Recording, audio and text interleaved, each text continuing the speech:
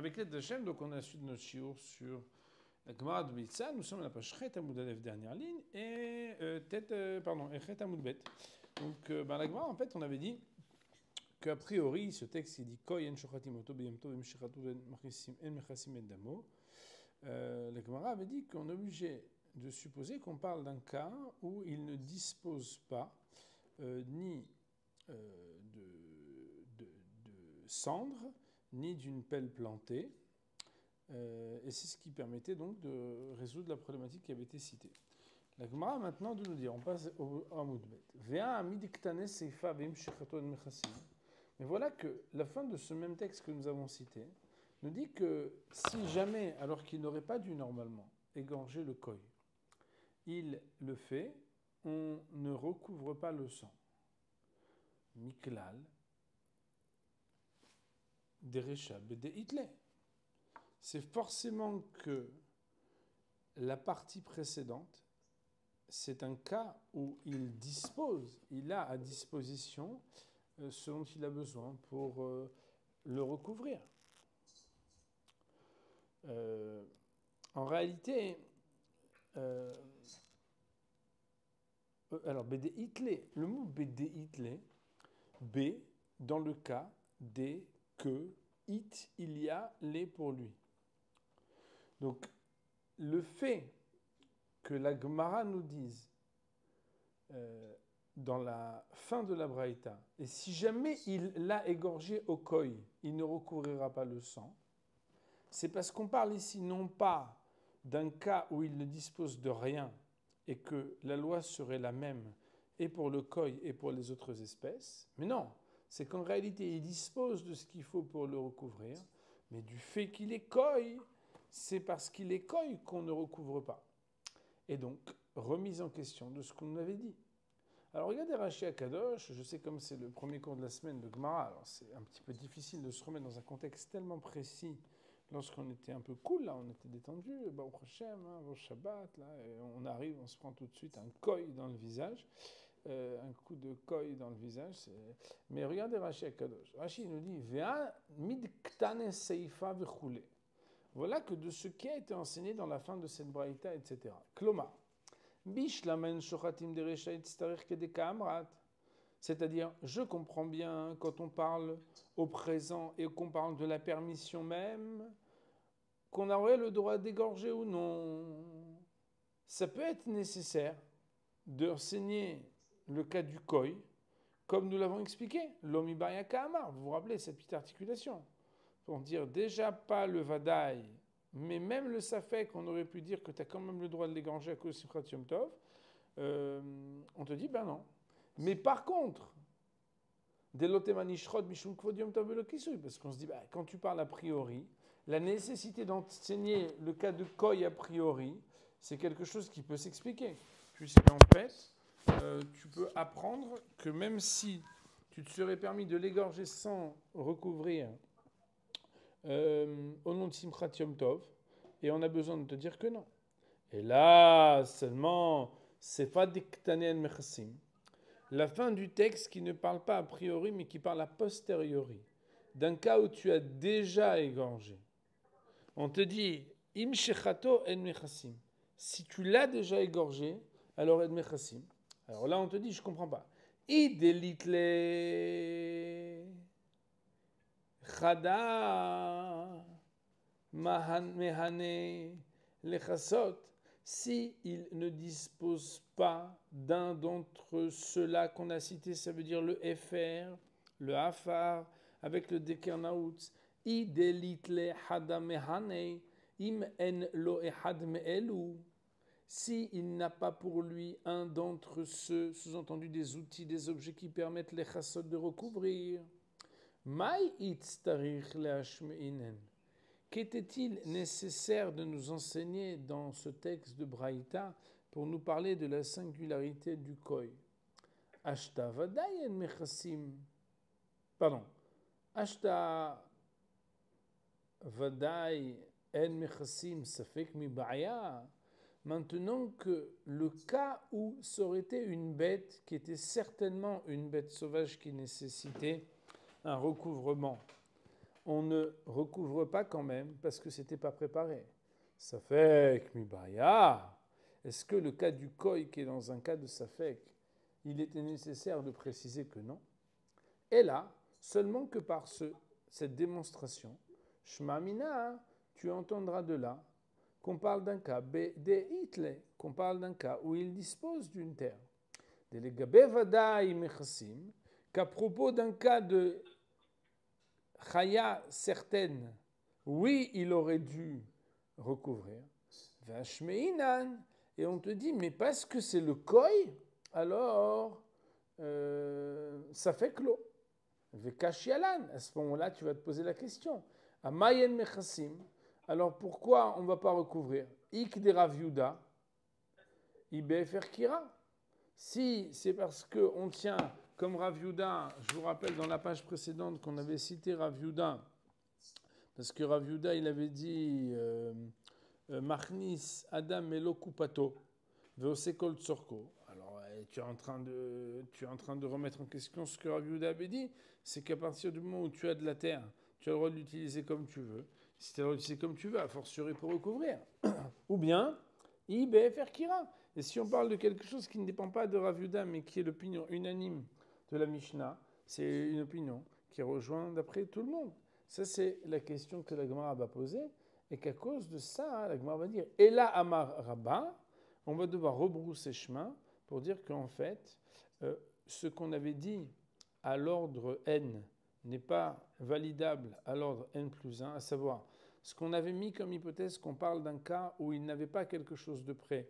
Quand on a voulu résoudre la problématique du koi dans la première loi de la Mishnah, de la Braïta, de la Breisha, ne se vérifie pas à l'ordre n plus 1 dans le deuxième cas de la Braïta, et qu'à cause de l'harmonisation de ces deux cas, qui a priori et a posteriori ne parlent pas d'autre chose, si on vient mettre en exergue singulièrement le statut du koi, c'est que forcément la raison générale de la Mishnah n'est pas dans un circonstanciel où il n'avait pas de quoi recouvrir, mais que oui, il avait de quoi recouvrir, et pourtant, on ne recouvre pas quand il s'agit d'un koi. La Gemara nous dit, et là, Amar Rabba, seulement Rabba de dire. Alors là, vous voyez qu'il y a une petite annotation, mais sur autre chose qui dit que c'est pas Rabba, c'est Rava. Efer kira mukhan levadai ve'en mukhan lesefek. Le Efer kira, c'est-à-dire la cendre du four, elle est considérée comme prédisposée à être utilisée dans un cas d'un animal qui est Vadaï Chayav de Kisuyadam, nécessairement et obligatoirement astreint à ce qu'on recouvre le sang. Ve'en mukhan lesefek. Et par contre, cette cendre a une prédisposition qui permet d'être déplacée et non muktsé pendant Yom Tov, pas pour un cas de safek. Or, le koi est safek. Autrement dit, Moraï Verabotai, Rashi Akadosh, Mukhan levadai ve'en mukhan lesafek. Vous vous rappelez qu'avant, on avait vu la Mishnah qui disait Efer kira mukhanu. La Gemara, grâce à cette braïta, nous dit oh, tu crois que c'est si simple? On est très religieux. Même quand on t'a dit Efer kira, hein, il y a Efer kira levadai et il y a Efer kira lesafek. Ça dépend pourquoi tu auras le droit de le déplacer. Rashi nous dit Kasal kadatach de achika amar. Écoutez bien comment j'ai l'habitude de traduire ce mot Kasal kadatar. Rashi, mais on le voit même dans la Gemara, Kasal Kadatar veut dire il te serait monté à l'esprit, mais moi je rajoute toujours dans ma traduction de manière erronée. Rashi Akadosh, quand il dit Kasal Kadatar, alors que la Gemara ne le dit pas, c'est qu'il est en train de nous dire attachez-vous à la compréhension de cette étape, mais sachez qu'elle ne sera pas retenue dans la conclusion. C'est pour ça que moi je traduis Kasal Kadatar, il te serait monté à l'esprit de manière erronée. Des Achika Amar, que voilà comment il faut dire le texte qu'on a cité précédemment. Bien que sa prise de conscience lorsqu'il rentre la boîte avec la terre était concernant tout ce qui peut être utilisé, Achnasato Mo'elet, le fait d'avoir fait rentrer la boîte a un intérêt et une validité, les vadaï, pour ce qui est certainement une bête sauvage qui nécessite le recouvrement. Ve'ena mo'elet le safek. Et cela n'est pas valable pour un cas de safek. Et la Gemara, donc Rashi Akadosh amène ensuite la Gemara, mais nous allons la voir directement. Donc je reprends, la Gemara nous dit là, Maraba efer kiram mukhan levadaï ben mukhan le safek. La Gemara dit le safek, maï ta'amalo. Pour un cas de safek, quelle est la raison pour laquelle ça ne serait pas permis?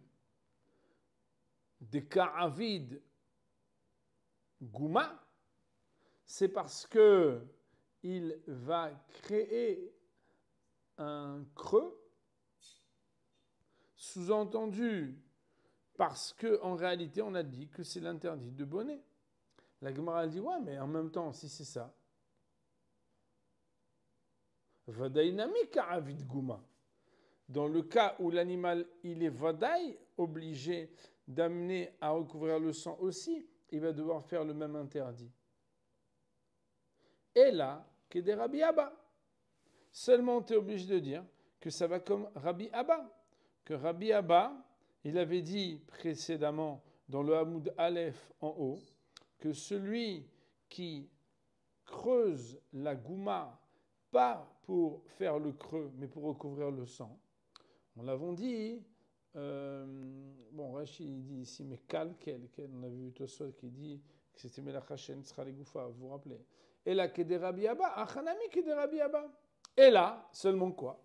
Ça fait que Maïtama, quelle est la raison pour laquelle, dans le cas d'un autre, on n'a pas le droit d'utiliser la terre? Dilma Avid Ktisha, parce que peut-être qu'il va piler, écraser.